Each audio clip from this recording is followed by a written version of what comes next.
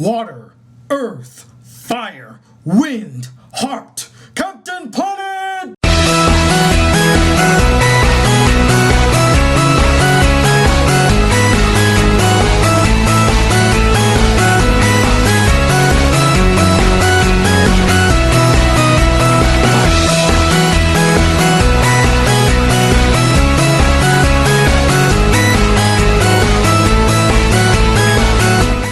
What up, y'all? It's the Black Critic Guy, and today I'm here to review a long way to review. I should have done this review a long time ago on the TV show Avatar: The Last Airbender. Now, it should be no surprise to all of you that I am a huge fan of the show. In fact, I just recently started watching it again, and I finished the entire series in 3 days, and I just could not stop watching it. And fair warning to all of you, I'm going to go into deep discussion about this series. I'm going to break it down for each season, so this might be a rather long video, but hang in there. I'm telling you, it's going to be entertaining as hell. So the basic premise, for those of you who have not seen Avatar: The Last Airbender, it takes place 100 years after the Avatar disappeared, and basically the Fire Nation has run rampant on the entire world. They annihilated the Air Nomads, they're trying to defeat the Earth Nation, and they pretty much have the Water Nation in submission. So basically the world is in chaos and people are starting to lose faith, but there are some of those people who still believe that the Avatar will one day appear and save the world. Now enters Katara and Sokka, these two Southern Water Tribe kids who went out fishing, but they crashed their canoe into the ice. Now they're stranded there. They get into an argument. Katara water bends and breaks off a piece of an iceberg, and out pops up this huge glowing orb of ice, and inside is a kid. So he breaks himself out of the iceberg. He says his name is Aang. He's an air nomad, which was weird to them because they'd never seen an air nomad. No one has seen an air nomad for over 100 years. Slowly but surely they start to realize that there's more to this kid that meets the eye, and they find out later on that this kid is actually the Avatar, the one that's been missing for the last 100 years. And so the series basically follows Aang, Katara, and Sokka as they go on adventures, and as Aang learns the different elements, water, earth, and fire, and the internal struggles that the characters go through about accepting the fact that, okay, Aang needs to go save the world, the destruction that the Fire Nation has caused for the last hundreds of years, and like I said, the internal struggle of all the characters, good or bad. Now, it may not come as a surprise to many of you that I'm a big fan of this series. I mean, it borrows heavily on Japanese animation, Japanese and Asian philosophy, basically, and I just really enjoyed this show. In fact, this was the show that actually brought me back to Nickelodeon, because during this time, Nickelodeon didn't have the best of shows. Some of their shows that were really good back then were failing, like SpongeBob and Fairly Odd Parents, and they got rid of Jimmy Neutron. So when Avatar came out, it was like a breath of fresh air. I was like, wow, this is actually really good comparing to the other stuff that are on Nickelodeon. And when I mean different, I mean this show is very different. I mean, they have action, they have philosophy, they have some very dark underlying tones that I really was surprised that they could show. There's a lot of action in it. I was like, wow, this is amazing. And to have it be a kids show just amplified it even more, that they could handle all of these dark tones and still throw in some like childish humor, something that kids will like. Great job there. Now I want to dive into some of the characters. 5 characters in particular. We got Aang, Katara, Sokka, Toph, and Zuko. Now Aang is a very layered character. I mean, there is so much going on with this kid that you are surprised how he can still crack a smile. One thing I really like that they expressed in the show is how you grow up from being just a kid and you need to learn to, take up responsibility, and you need to learn to grow up, which Aang is going through this whole process of, maturing and realizing you have a place in this world. You need to take that responsibility and go at it. And I just love how they really develop his character throughout, because he started off as a very innocent, playful, and oblivious kid who just didn't want to take responsibility and did not want to become the Avatar.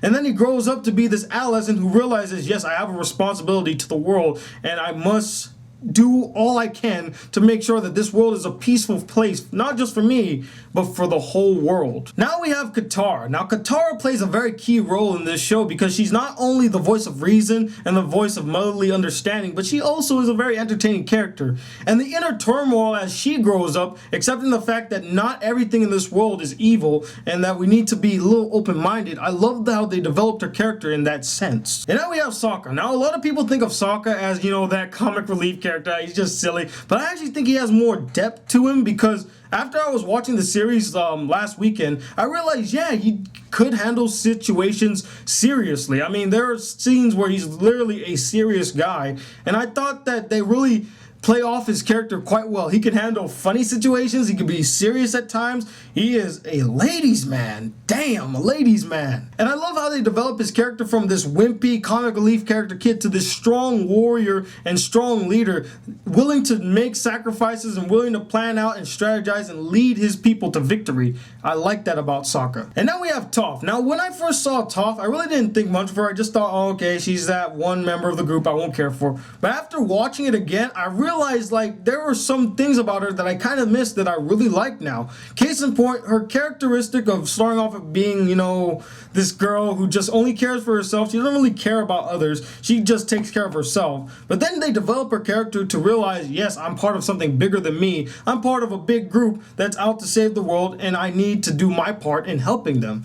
And I just love how they develop her character from this, solitary kid to this openly funny, humorous little girl who wants to get to know everybody. And now we have Zuko. Now, like a lot of people, I hated Zuko at first. But one thing that this show does very well is that they develop a really hated character and they make him understandable, relatable, and likable. As much as this show focuses on Aang, it really does focus a lot on Zuko and his internal struggle between good and evil, about how he needs to pick the path that he wants and not a path that somebody else has already made for them, predetermined for him. And I think that Zuko is the most well-developed, full-circle character in this entire series because he started off as chasing the Avatar, chasing Aang and fighting them, to becoming part of their team and helping them defeat the Fire Lord. And I thought they really did that very well. Another great thing about this show is that the secondary characters really serve a purpose in this show. You got Uncle Iroh, the voice of reason. You got Suki, the love interest of Sokka.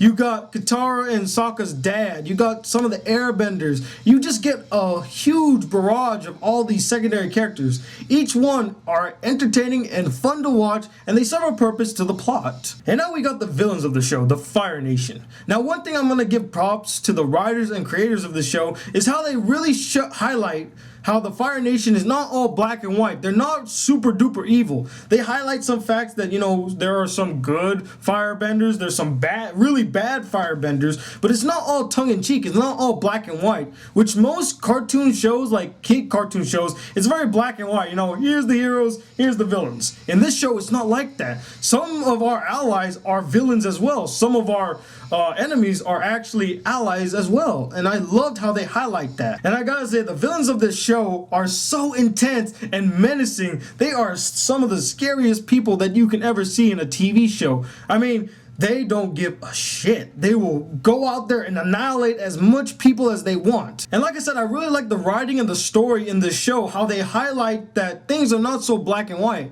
And kind of when I was watching the show, I got to feel like they were making a political standpoint of the world of today, how we look at, the Afghan nations or the Arabian nations, and how we think they're all evil. But the truth is, not all of them are evil, just a few minority of them hate us. And the overwhelming majority are just nice, caring people who just want to live on with their lives. Now, I can't make a review of this series without talking about the action in this show. The action in this show is so entertaining, so crisp, and I was shocked by the fact that they actually showed this on a kids' network, because some of these action scenes are intense. They get intense. And they show themes like death and, burns and scars and all this turmoil. It's so awesome. Some of the best throwdowns is when Zuko is fighting Aang, Zuko is fighting his sister Azula, or when Aang is in the Avatar state, when the Earthbenders are fighting, when Toph is fighting. Some of the best action scenes in the series, and I really think one of the best parts of the series is its action. And lastly, I want to talk about the voice acting. I thought that the voice acting was superb in this series. You got Katara, who's voiced by Mae Whitman. Many of you may not know her, but she's from Arrested Development, which made me even like her character even more. Then we got Zuko, who's voiced by a Filipino. I forgot what his name is, but he's right here. And then we got Iroh, voiced by Mako, the great Mako, who actually passed away while they were making this series, which made me kind of sad. but the voice acting in the show was really superb and I really liked it. And the one last thing I want to talk about is the relationship of Aang and Zuko. Like I said earlier, the relationship of Aang and Zuko was a very rocky relationship. The series starts off with Zuko chasing Aang all over the world, trying to capture him so that he could bring him to his father and he could get his honor back. And then slowly but surely it turns into this whole discovering oneself. Is it really what I want? Do I really want to capture the Avatar? Or is it something that was like forced upon me and it was just been implanted in my mind, like I gotta go get the Avatar just to get my honor back? I really thought they developed that well. The relationship between Aang and Zuko is actually the strongest one in the series, where you see these two just develop and how both of their stories are very parallel to each other, very parallel. In the third and final season, I really felt like Aang and Zuko started making a connection and they realized, wow, we do have a lot in common, and they create this bond, a really strong bond, that I feel like their friendship may last into the next life as well. So overall, as you can tell, I really loved Avatar: The Last Airbender. It's one of the greatest cartoon shows I've ever seen, greatest kids show I've ever seen in a while, and I really love the themes, the characters, the action, and the animation, and I'm gonna give this show a 5 out of 5. It is an epic masterpiece, and if you have not seen seasons 1, 2, and 3 of Avatar: The Last Airbender, I really recommend that you go check it out. And I know what all of you may be asking me now: when are you gonna review The Legend of Korra, Tony? And when are you gonna review The Last Airbender? Don't worry. The Last Airbender movie review will be coming soon. It will. As for The Legend of Korra, I will try to review that as soon as possible, but I'm trying to wait until the end of the first season, then I'll review it. But as of right now, I really like it. It feels just like Avatar: The Last Airbender, like it's just an extension of that, and it's amazing. I like it a lot so far. I love the action scenes. I love what they're doing about, Capital City.